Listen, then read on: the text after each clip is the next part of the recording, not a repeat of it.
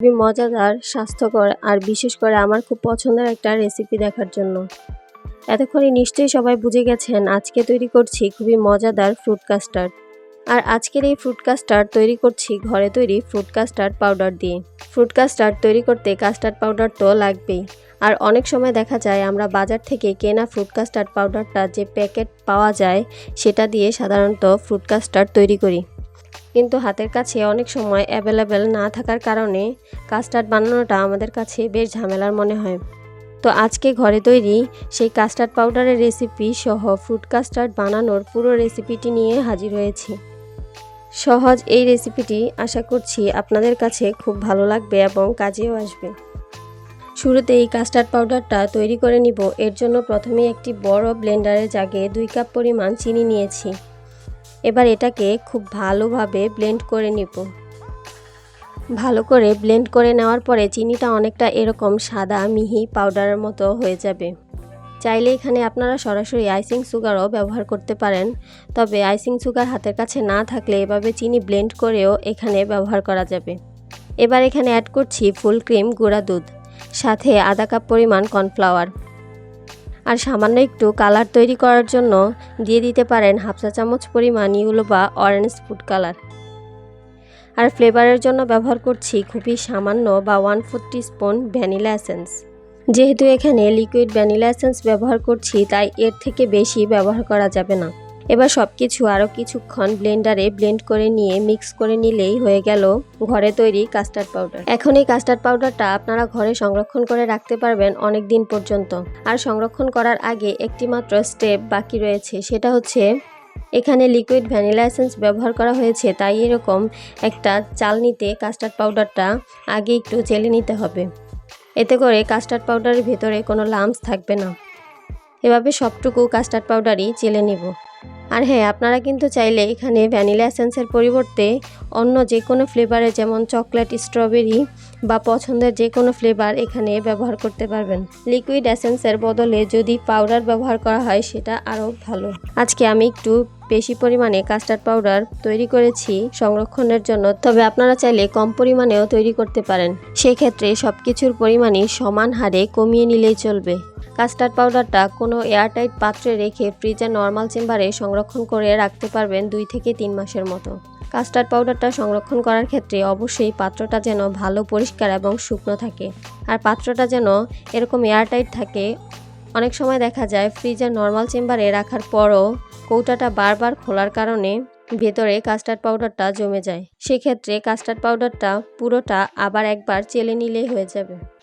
আজকে এই ঘরে তৈরি কাস্টার্ড পাউডারটা দিয়েই ফ্রুট কাস্টার্ড তৈরি করব।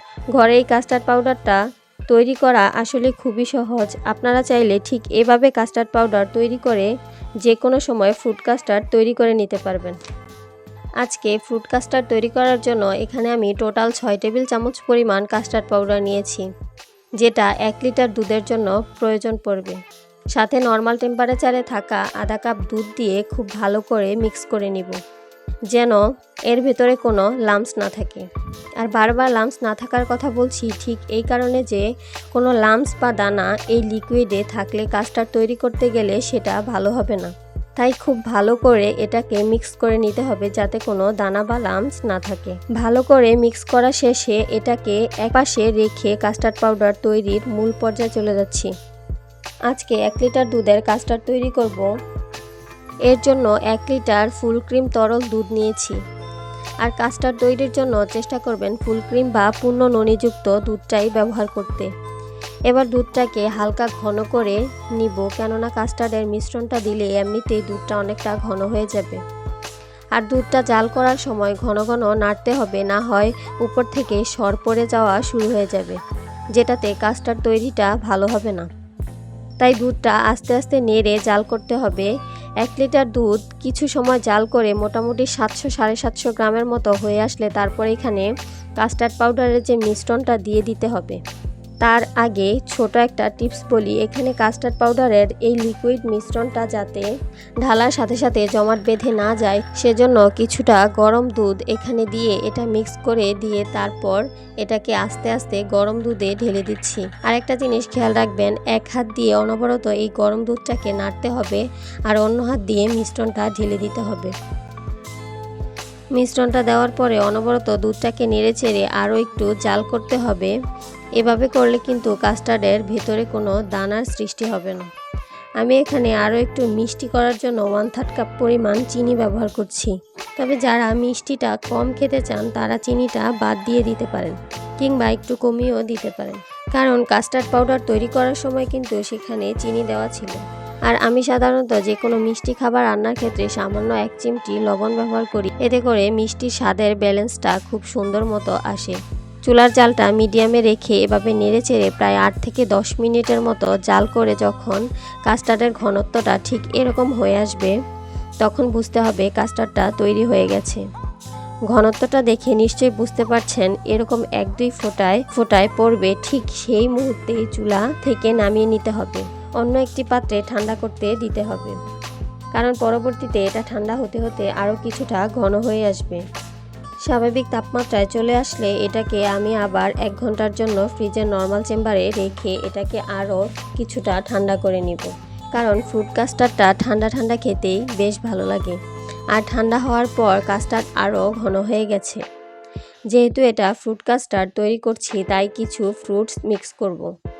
তাই এখানে আমি নিয়েছি আনার ছোট ছোট টুকরো করে কেটে রাখা, 1 কাপ পরিমাণ আপেল, 1 কাপ পরিমাণ কলা, 1 কাপ পরিমাণ আঙুর, 1 কাপ পরিমাণ তরমুজ। আমি এখানে আমার পছন্দের কিছু ফল নিয়েছি, তবে আপনারা নিজেদের পছন্দ অনুযায়ী যে কোনো ফল ফ্রুট কাস্টার্ড তৈরিতে ব্যবহার করতে পারবেন। অবশ্যই টক জাতীয় ফ্রুটস বাদ দেওয়ার চেষ্টা করবেন, যেমন আনারস। এবার আগে থেকে তৈরি করা কাস্টার্ডের মিশ্রণটাতে একে একে সব ধরনের ফ্রুটস নিজের ইচ্ছে মতো দিয়ে দিব। এবারে সব কিছুকে একসঙ্গে মিক্স করে নিলেই তৈরি হয়ে যাবে ঠান্ডা ঠান্ডা ফ্রুট কাস্টার্ড। ঝটপট পরিবেশনের জন্য চাইলে আপনি কাস্টার্ডটা আগে থেকে তৈরি করে ফ্রিজের নর্মাল চেম্বারে রেখে দিতে পারবেন 4 থেকে 5 দিনের মতো। আর পরিবেশনের সময় শুধুমাত্র কিছু ফ্রুটস কেটে ছোট ছোট টুকরো করে ঠান্ডা কাস্টার্ডের সাথে মিক্স করে নিলেই পরিবেশনের জন্য একদম রেডি। ঠান্ডা ঠান্ডা ফ্রুট কাস্টার্ডটা খেতে সত্যি অনেক মজা। আর পরিবেশন করার সময় উপর থেকে আবারও কিছু ফ্রুটসের টুকরো দিয়ে সাজিয়ে নিতে পারেন। আজকের রেসিপিটি অবশ্যই বাসায় তৈরি করবেন আর আমাকে কমেন্টস করে জানাবেন আপনাদের কাছে কেমন লেগেছে। ভালো লাগলে অবশ্যই একটি লাইক দিবেন।